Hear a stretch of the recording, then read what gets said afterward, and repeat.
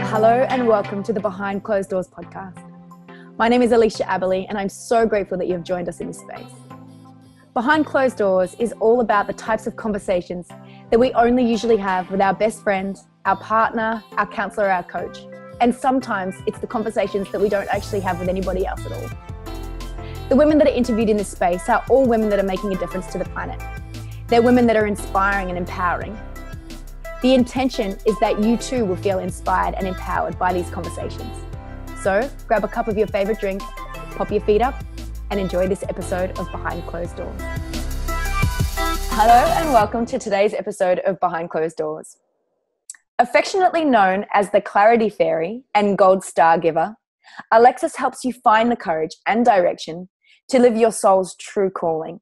She's an award-winning strategist who worked in the US government and help them develop a new way to achieve goals instead of just dreaming about them. She's advised US ambassadors, foreign dignitaries, and members of Congress, and now blends her strategic prowess with self-healing techniques to help you live with purpose, meaning, and passion. You can find her at alexispierce.com, as well as in the Huffington Post, Mind Body Green, YFS Magazine, and referenced on success.com. Hello and welcome, Alexis. Thank you. Thank you for having me. So exciting to have you join us in this space today. Yeah, I'm glad to be here. It's really weird to hear your bio read. It feels like a different skin, you know? Yeah, because it's our formal side, right? Right.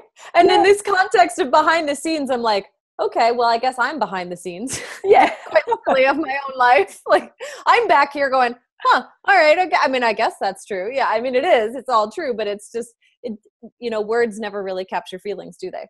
They don't. It's such an interesting thing for me also to read it out because I find it so formalized. It's like, I've just been thinking about this. Maybe I change the way that I do the intros because we just give that dot point, right? But I think it's important too. So we'll see. I'll chop and change as I need to. The one nice thing I really like about it, and I do this when I give talks, is I go through that stuff because the mind needs comfort. And so it's almost like an introduction for the mind. Like, here you go, mind. Here's your safety blanket. You know that you're safe. You're talking to an expert. You're talking to somebody who knows what they're talking about. Now let's drop it and get to the real stuff. That is so true. So true. Now we can get into the real stuff. Yeah. Perfect. And so today we're going to cover off some fantastic topics. We're going to dive into finding purpose through trauma, which is your specialty, Alexis. And we're going to chat about clearing the past to live from a place of joy. Yeah, let's dive in. Let's get started. Finding purpose through trauma. Yeah. So, if I had to say what I do, I'm a life purpose expert. I connect with people's souls and I use a really specific framework to help people figure out how to, what their soul's purpose is. But knowing what it is and knowing how to live it are very different things. And most of us are rooted in a lot of pain, and we're rooted in a specific story about ourselves that's really limiting, that's really, in many cases, damaging. And it's just not supportive. Like, most of us beat ourselves up in our heads on one topic or another, if not all of them. So when it comes to actually feeling good and choosing to live your purpose, we have a lot of stuff that we've got to get out of the way and retrain. And some people, I would say 90% of us, if we go to say something like, I want to live my purpose, in the back of our head, there's this other voice that's like, yeah, but you don't deserve it. And you're never going to find it because that's only for Brad Pitt and other famous people. And even if you found something great, you're still a loser. And so we have this rooting in this deep, deep negative view of the self. And we think, well, that is going to make it so that we can't find our purpose. But the way that I work with it is that actually that's an expression of the purpose. It's just the flip side of it. So if your purpose side is feeling really great and expansive and wonderful and you're contributing and you could do this forever and you're so happy in life and everything's just, rose-colored glasses, then the flip side of that is I'm awful, I'm worth nothing, I have no value, I have nothing to contribute. But they're the same coin. And so most of us can actually find our truth, find that deepest meaning in the deepest pain. And how do we do that, Alexis? What do you mean? The $1 million question. Yeah. So it's really yeah. Well, go ahead. I was just going to say, when you're in pain, you're not thinking outside of that. So, if pain and trauma comes in different boxes, right? So we have pain and trauma from relationship stuff. We have pain and trauma from death and loss. We have pain and trauma from just the beliefs that we carry about ourselves. We may not have a specific traumatic event, but just the way that we feel about ourselves in general can be quite traumatic sometimes. So when we're in that space, we're not actually looking out of that. So how do we, if you're in that, what would be the step to move through that, to then actually have a look and see that, like you said, it's two sides of the same coin? Yeah. There's a couple concepts that I think are really interesting to sort of use with your mind, to give the mind something to chew on, to release the emotions. So of course I have a very specific process that I use that can flip that, but it's kind of hard to do on your own. So just hearing it wouldn't necessarily make that much sense, but I'll give some of these conceptual tools, because then we can start to move ourselves in the right direction. So one of the concepts is that many of us view ourselves and our lives as linear, meaning we're starting at some point and we're ending at another point. And if you're at a place where you feel bad, then your natural gut instinct is like, well, I'm going to move to a place where I feel good. And so when I'm successful, when I'm happy, when I'm this, it's further down the line. I'll be further evolved. I'll be something. And so we have this idea of self as like self-development as self-perfection. And we get to this imagined perfect place at some point. But if we switch that to thinking about life as cyclical instead of linear, then we can see that there's patterns, there's archetypes, there's moments where we go through a process of saying, okay, this feels bad now, but because everything's cyclical, that means bad is a hair away from good. So let me dig even more into the bad. It's like when you see people who are sobbing start laughing, like it's just that hairline, or that hairline between love and hate. It's because it's on a cycle, or it's on a sphere, right? It's not actually linear. It's not hate on this end and love on this end. It's a circle. So they end up right next to each other. So when we're in that place, when we make that conceptual shift, we can see, oh, okay, I don't necessarily have to go from here all the way to happiness. I can sort of soften into this and sink back into happiness. Like I can cycle through it instead of having to perfect myself into it, which I think is a huge release, because that drops the need to constantly be perfect. It drops the need to constantly punish ourselves, because then every time you're not perfect, that means you're not evolving, right? But if we view things as cyclical, then it's not that the cycle is bringing us back to the first place. Oh, here I am again. Oh, here I am again. No, the cycle's expanding and going up as we go. So we're never coming all the way back here. It might have the same, the emotion might have the same resonance, but we're never going all the way back to square one. So it's more nuanced. It's same feeling, different situation, same feeling, different situation, but it goes higher and higher and higher. And then every time we sort of cycle out of that, we're going higher as well. So these cycles can go on this sort of upward spiral, upward trajectory, but the upward trajectory doesn't end in perfection. It ends in more and more nuanced understanding and more nuanced feelings. That makes sense? So those are two of the concepts that I think are like, okay, just drop the weight.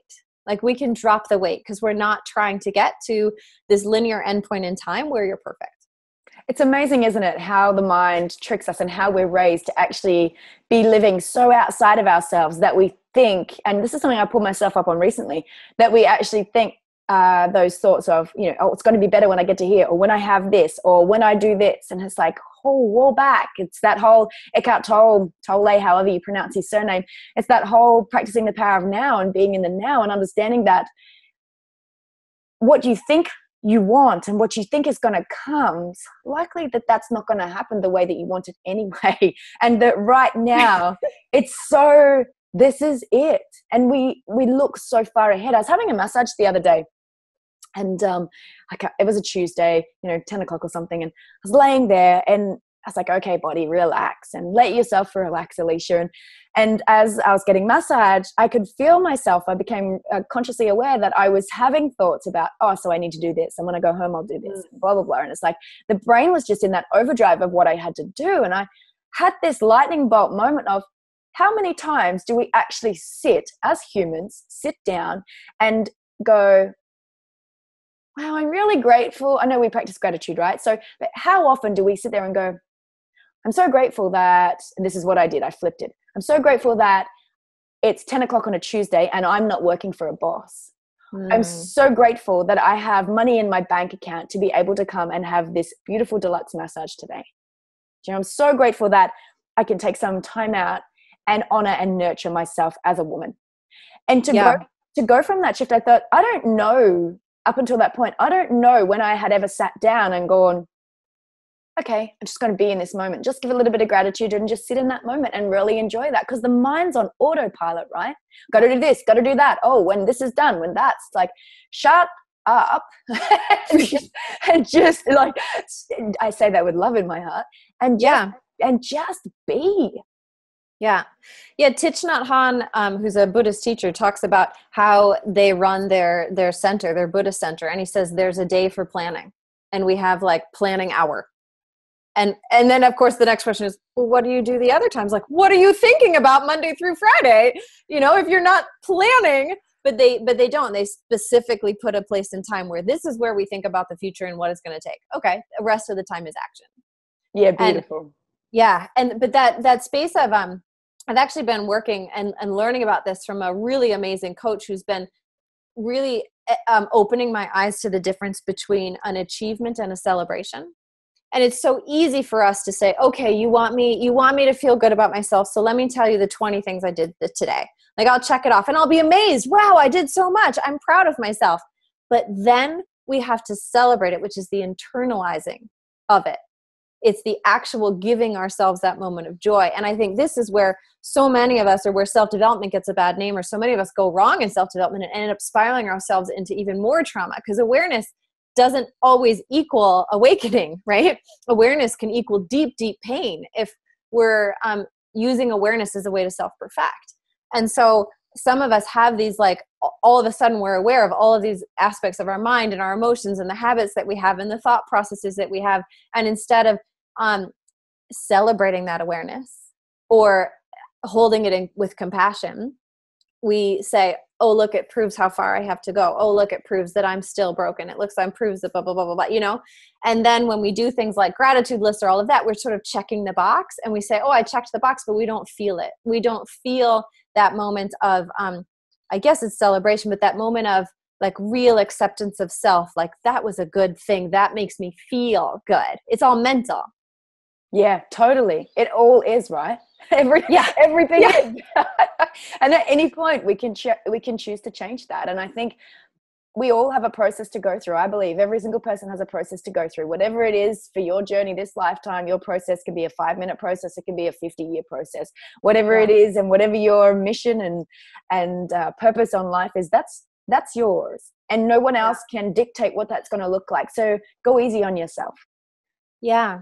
Yeah. And so much of it is judgment, right? Like, one of the things, because I teach meditation as well, and sort of the deep philosophical side of yoga. Don't come to me for an exercise class, but we'll get into some deep stuff. And one of the things we look at is judgment and analysis. So if we're in a linear concept of life, then it's easy to say, well, if I'm down here in this painful side, then that's bad because I want to be here and that's good. But if we're in a cyclical part of life, and that cycle goes higher and higher and it becomes more nuanced, then even the bad things that bring you down, they're not judged as bad because we know that they're lifting us back up. And I was talking to a woman probably 2 months ago, and she said to me, this was in a context of dating, and she said to me, you know, I know this guy, and I decided with all my heart, my deepest intention for this interaction was that I'm going to be open-hearted and I'm going to be open. And I said, great. She calls me back. So much pain. He was mean. He did this. He did this. He did this. And so she's closing, right? And she's closing. And I said to her, this is not what you were expecting, but this is the opportunity to be open. You thought you were going to get to be open with hugs and cuddles and great dinners out. But this is what you actually asked for. You asked for the experience of being open. And guess what? Now you want to close because you're hurt. And here is the gift of the experience. And I think that's the funny, like, life has a sense of humor, right? Like, you say you want something. Yeah. It's going to give you the most powerful lesson in it. And if you don't listen, guess what? It's going to give it to you again and again and again and again. Like, when I was quitting the government and I knew that it was time for me to move on, I made the decision to move on. Guess what I did? I didn't leave. I waffled around. I thought, oh, I'll switch to a different office. I'll do a different job. Well, guess what happened? Like, my house falls apart. I end up being raped by a colleague, blah, blah, blah, all these things. I had a nervous breakdown. And finally I was like, I think it's trying to tell me something. Like, I think I'm getting the message that it's time for me to follow through on what I hear. And I can joke about that now because I put it into my own context and my own story. But like, we've all been there, right? Where life just keeps slapping you and slapping you and slapping you. And what you think it's trying to tell you, what you think it's telling you is that you're a failure. And like, no matter what you do, look, it just keeps slapping you. You keep having to deal with this same stupid person or this same stupid type of person or the same stupid boss or, all of that. And so we think that it's proof that something's wrong, but it's just a stronger and stronger invitation to go up. Right? I love that. I absolutely love that. That is so beautiful. I've not heard it put that way, for that stronger invitation. Yeah, so often we do think, oh, my life's crap and this is happening around me. It's like, just have a listen. My belief system is that if you don't make the decision that you've agreed to make with yourself, just like you decided, oh yeah, I'm going to leave, but you stayed there. I did the same thing in my job. Universe will make it for you, or God, or whoever you believe in, whoever you resonate with, whatever you resonate with, it will be done for you. And it can often be done in a painful way, right? Yeah. Yeah. Pain is the biggest motivator. Yeah. We think that it's pleasure, but it's not. It's fear of pain. We'll do anything to avoid pain, because pain is something we can understand right now. Pleasure is like a hypothetical. Like, okay, that could be good, but I don't know. I might not have had it before. But pain is like, oh no, we know what that's like. Get away. Right? Yeah. So like, pain causes change. And I see that, like today, I was telling you right before we were recording, I have a client whose husband cheated on her with multiple women for over a decade. And she's known for many years now. But both of women were in one of my meditation classes today. And of course, I didn't know who the person was. And so afterwards we had a private session, and the woman just broke down. She broke down. And really what was coming up was the vision in her head was still very much a pain vision. Like, when you ask her, how do you want to feel in your body? She says, oh, I want to feel flexible and this and this. So she's physical therapy, doing training, coming to yoga, doing all of this. She knows what it can be like in her body to feel differently. And she's doing everything it takes to do it. But on the emotional side, that vision of herself is very blurry. She doesn't remember what it's like to feel happy. She doesn't remember what it's like to feel lighthearted. She doesn't remember what it's like to not be so sad and depressed.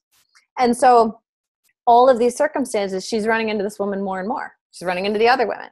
Her husband's being a jerk again. Like, more and more things are coming in to pile onto that. And we're getting to this breaking point where today we got to have that conversation. Like, what's it going to take for you to choose yourself? What's it going to take for you to say, I want to feel differently, and I'm going to do everything in my power to make that happen? That doesn't mean she has to leave her husband, because anybody listening is like, oh, obviously leave your husband. No, it's not what we're talking about. It may be that she has to listen to the question, what's the most loving choice right now? And that choice is to eat carrots over potato chips. But we train that voice. We train that, what's the loving choice? What's the loving choice? What's the loving choice? And maybe someday the loving choice is going to be smack that woman in the face. Maybe the loving choice is going to be to laugh and walk away and never tell her you know. Maybe the loving choice is to leave her husband. Maybe it's not, but we have to train that voice of what's the loving choice, which we can't do if we don't have a vision of that it's possible to feel better. It's such an interesting topic, and I really want to go there with you. It's off what we talked about in the sense that what we were going to talk about. And this is why I love this podcast so much, because we can shift in and out of tangents, and we do come to some gold when we start to open up and peel back layers. I find it really interesting that in what you said with your client, and that woman was one of the women that her husband had cheated with, was in the room. Is that the first time she saw her? No, it wasn't. It wasn't. But it was the first time in that type of safe space. In her peaceful environment that she was in, and then in walks the lady. Yeah, how interesting. I find that in what you were saying as well, to make that happy choice for herself, and she doesn't know how to get into that space. I find it really interesting. I've experienced this with my current partner. When we first got together, I was really invested in him, and he wasn't so invested in me, and had come out of his own heartbreak. And there's a story behind it. Whatever else, the fact and the point was that he chose to choose another woman for a while. And what went behind that, and the I guess the bullshit stories behind that, really, my heart felt so broken. And you know, he spent some time with her, and then him and I started, like, we're together, we're a couple, we've been together 5 years. I think it's taken me at least 4 years, at least, to not feel like I need to be put in a mental institution. Yeah. To not, now this woman is, I have so much love in my heart for her. I am very grateful for the fact that they met and for everything that happened. I don't like what happened, but I'm very grateful for it, because I wasn't loving myself. And this woman, it was like, you want to learn how to love yourself? Here we go. Let me just put in this supermodel in your space that's going to test you on every single level that you can ever imagine. You want to know what it's like to feel self-love? Here, have a look at this beautiful, amazing, gorgeous goddess. It's like, universe, you're not very funny right now. But it was like, it took me such a long time to work through that process of loving this man and having forgiveness for his actions, because whatever his reasons were, they're his reasons. And again, he wasn't as invested in me as I was in him. Different, like a whole other story behind the scenes on that. Right. But for the space, regardless of the fact, for my own self journey, I don't know what it would be like. I've healed that space, but I can still watch a movie and see a girl that looks like her, and it's a trigger point for me. No charge, but it used to make me sick.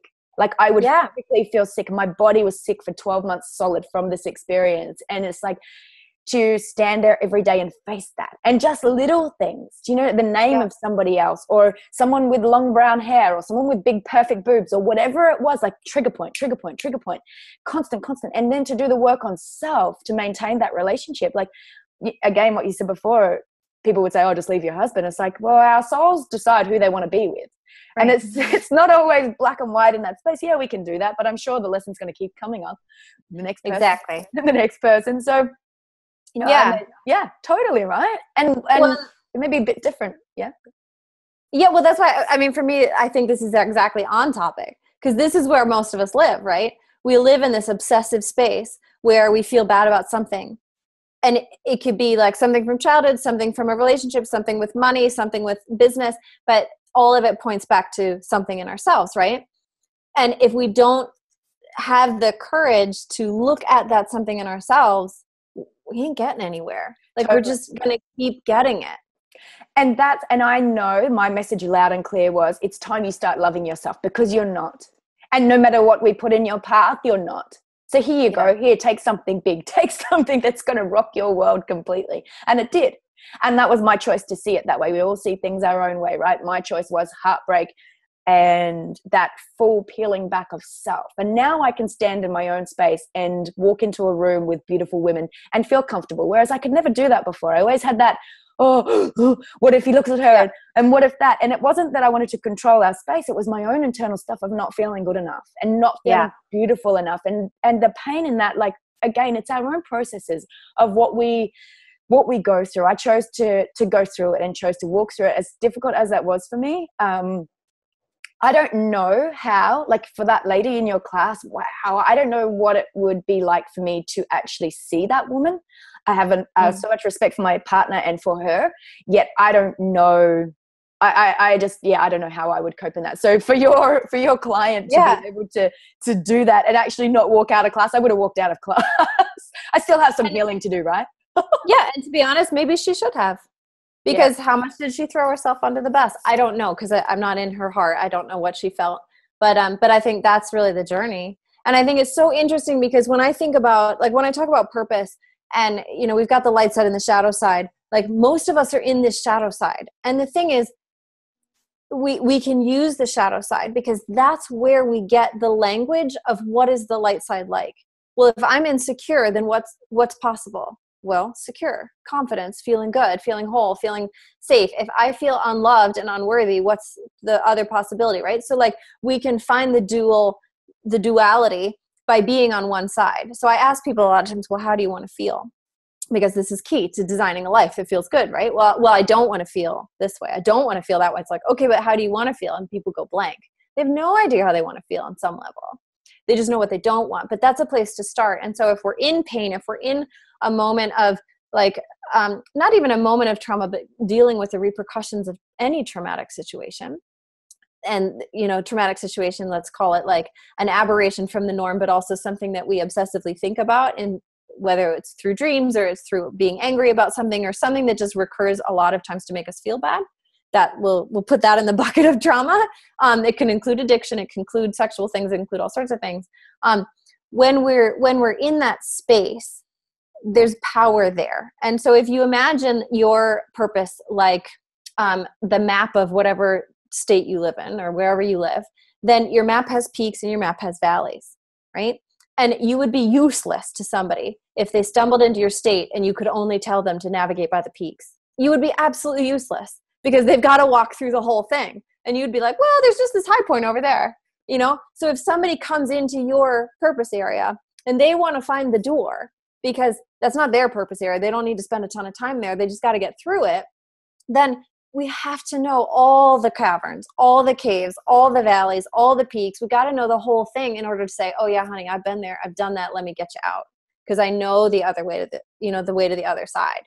And that's really just this incredible power in pain. And if you haven't been in a lot of pain, then I hate to tell you, but you're not going to be hugely conscious of your purpose and able to deliberately create just massive amounts of joy, because massive amounts of joy is the other side of deep, deep pain. And you got to have them both. Yeah, it's interesting how it happens, isn't it? Yeah. Interesting how we're put on this planet, and then it seems that through the pain, like you talk about finding purpose through your trauma, it's like, the purpose comes from that. Go have some. Go put yourself out there if you haven't experienced a lot of pain. Well, and it's cool because, awakening doesn't have it doesn't have a timeline on it. So all of us in any moment can just pop, I'm awake. And we get the point that there's no point, right? Like we get it. We just see it. It's a Zen concept. Like we just have it. And all of a sudden we're like, oh, what was all that fuss about? And that's really the thing where you see these, stories of people who are maybe they're a little bit off the rocker, like they're a little crazy, and they've been in this really deep, dark space of depression, and then all of a sudden they just laugh, and they're like, oh, are you kidding? And they snap out of it. And it's that kind of thing, like the spectrum goes all the way around.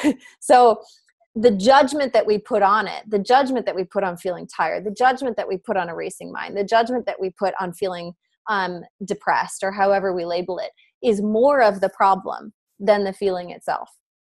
Because the feeling is going to swing us right back out. And just to know, something you said at the start of the conversation is that I don't recall exactly which emotion it was that you used, but just say with sadness, right next to sadness is joy. Yet we feel like we have to claw our way out of something, and that joy is like across the universe, when really it's just there. Like to grasp that concept, I think that's really powerful.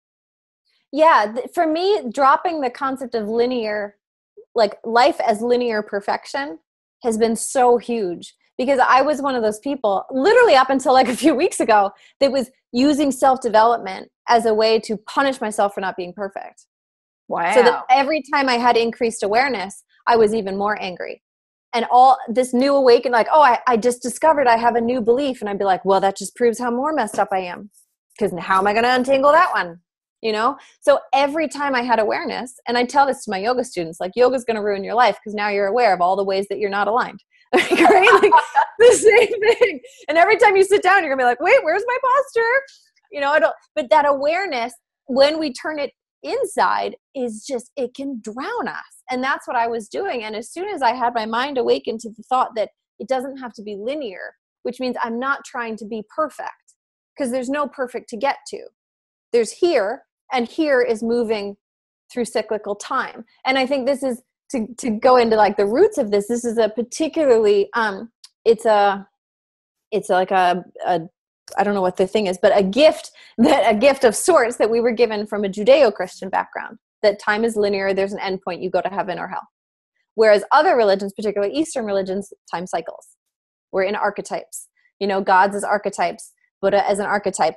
They're just representations of challenges that we go through, and those challenges cycle, and people experience them differently, but they're the same old story over and over and over, but with nuanced understanding, or new understanding that allows us to expand consciousness, because now we have a new sort of evolutionary concept of the same challenge.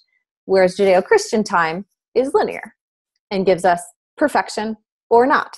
Right? Like, so it's a really interesting cultural thing that we have when we blend that with self-development and this like attempt to feel better about ourselves, because we have to be really mindful, like, oh shoot, am I feeling better, to try to be approved of, to try to be accepted, to try to be worthy of love, to try to be worthy of God's love, to try to be worthy of heaven. You know, where is that desire coming from? Is it coming from original sin and guilt and the need to perfect, or is it coming from what we could view as like the gift of this awareness, which is the ability to expand?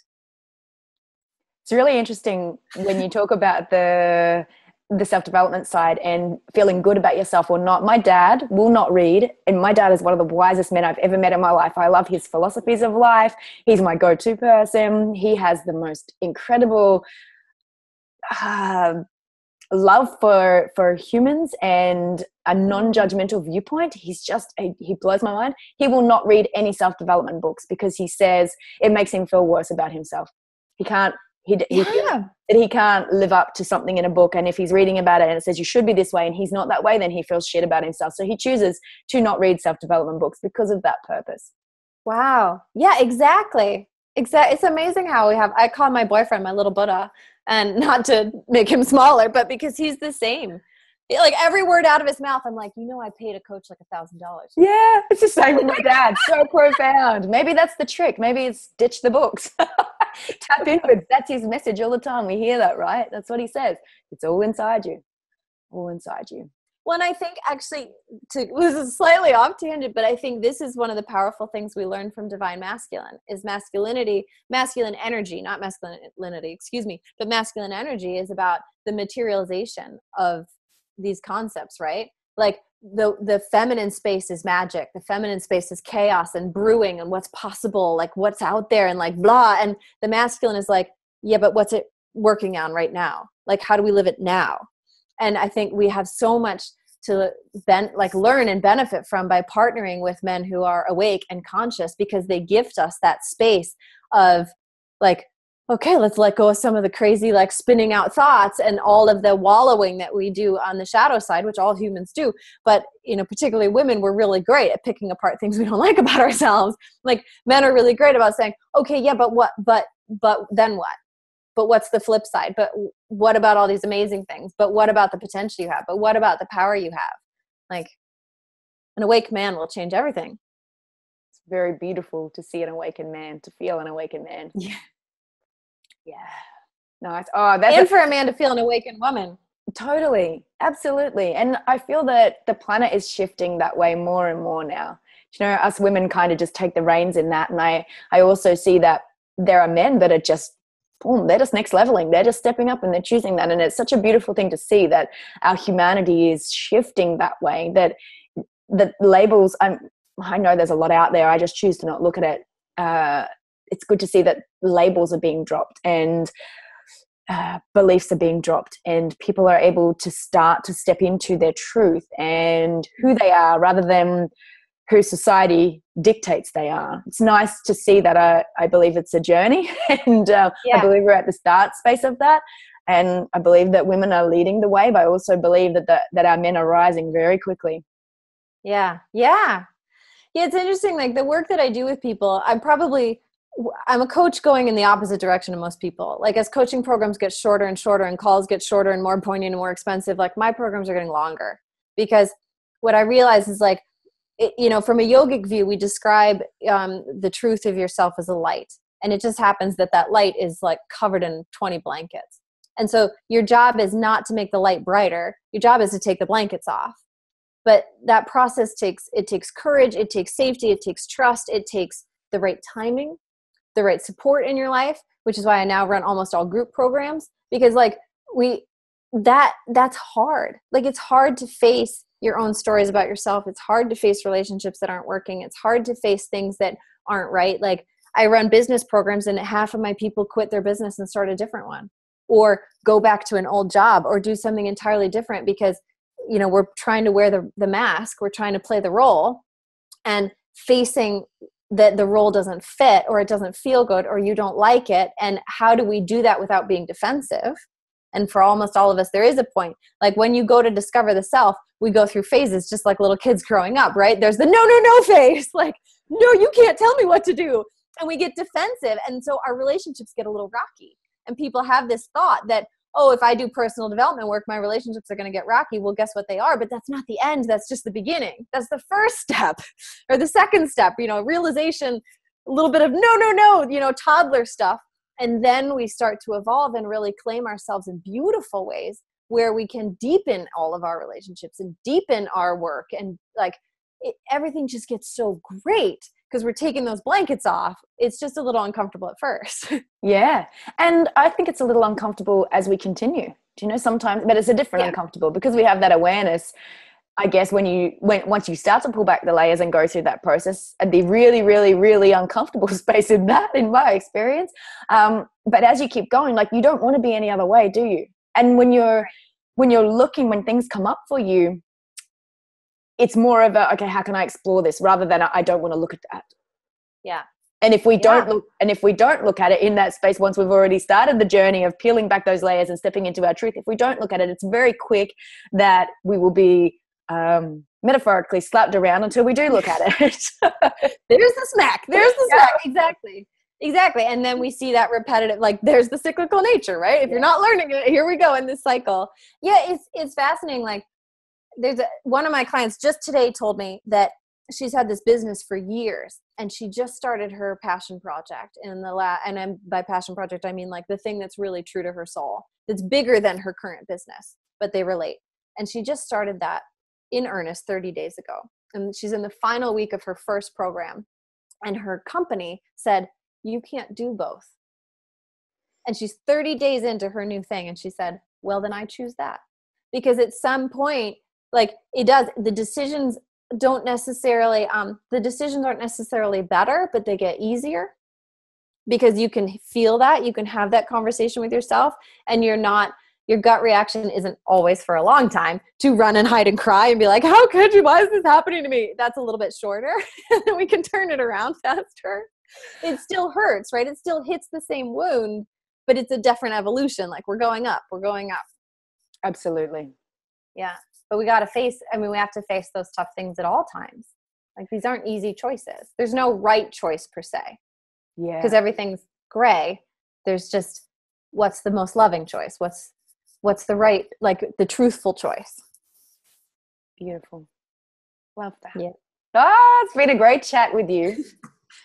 Well, thank you. Thank you for this and for bringing this type of work to your people. And I know every conversation you have must be totally different.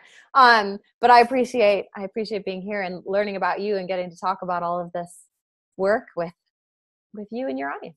Thank you, Alexis. It's really interesting. I keep seeing, because I've done so many interviews now, we might be up to, around about 20 interviews and got a few more to do today as well. And just the same themes keep coming up. So regardless of the interviews being very different, the same key themes keep coming up, and it's self-love. That's self-love is a really big thing. Mindset, that's another really big thing. Masculine and feminine energy and understanding that's another big thing. So those themes are just so consistent throughout each and almost, I would say, if not every single one of my interviews, which is really great to see because you can see how everyone is shifting and you can see what's important. Yeah. I really enjoy that.